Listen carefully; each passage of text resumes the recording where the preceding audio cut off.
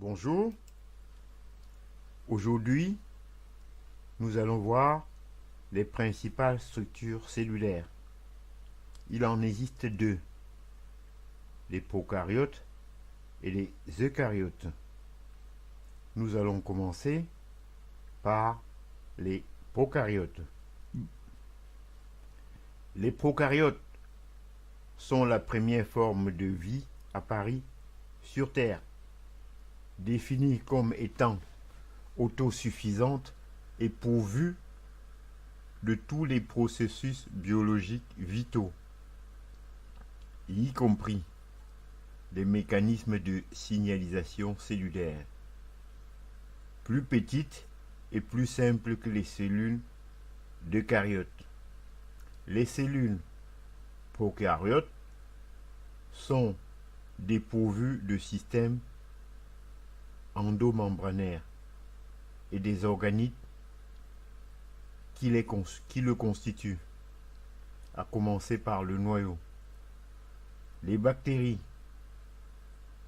et les archées sont les deux domaines du vivant regroupant les prokaryotes.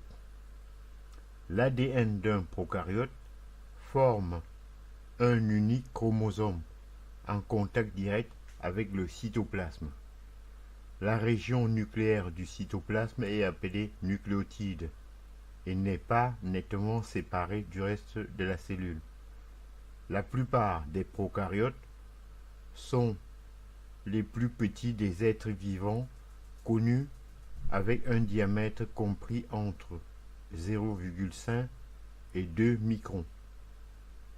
Une cellule de prokaryote contient 3 régions distinctes. L'extérieur de la cellule porte des flagelles et des pili qui sortent de la surface cellulaire chez un grand nombre de prokaryotes. Ces structures permettent à ces cellules de se déplacer et de communiquer entre elles. La surface de la cellule est délimitée par l'enveloppe cellulaire, formée généralement d'une paroi cellulaire recouvrant une membrane plasmique, certaines bactéries étant recouvertes d'une couche supplémentaire appelée capsule. L'enveloppe confère sa rigidité de la cellule et sépare l'intérieur de la cellule de l'environnement de cette dernière, en jouant le rôle d'un filtre protecteur. La plupart des prokaryotes sont dotés d'une paroi cellulaire, mais il existe des exceptions, telles que le genre Mycoplasma, entre parenthèses une bactérie, et Thermoplasma, entre parenthèses une archée. La paroi cellulaire des bactéries est constituée de peptidoglycanes et agit comme barrière supplémentaire contre les agents extérieurs. Elle empêche également la cellule de se dilater et d'éclater. Cytolyse sous l'effet de sa pression osmotique interne dans un environnement hypotonique. Certains eucaryotes sont également pourvus d'une paroi cellulaire, par exemple les cellules végétales et les cellules fongiques.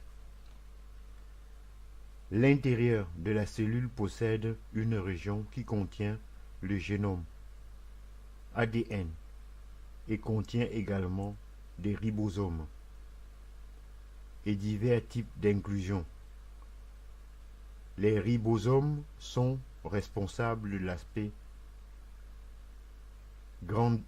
granulaire et du cytoplasme des prokaryotes. Le matériel génétique est libre dans le cytoplasme. Les prokaryotes peuvent porter des éléments extra-chromosomiques appelés plasmides, qui sont généralement circulaires. Ces plasmides encodent des gènes supplémentaires comme des gènes de résistance aux antibiotiques. Des plasmides bactériens linéaires ont été identifiés chez plusieurs espèces de spirochètes, notamment le genre Borrelia et particulièrement Borrelia